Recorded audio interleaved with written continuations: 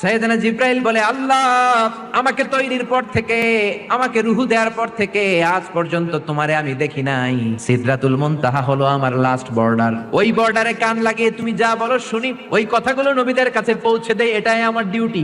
আজ পর্যন্ত আমিও তোমারে দেখি নাই, তোমার নূর এখনো দর্শন লাভ করি নাই, আমিও দেখতে চাই। আমার ভাই মুসার সাথে আমাকেও দেখতে দাও। আল্লাহ বলল, no no, this game is between Musa and me.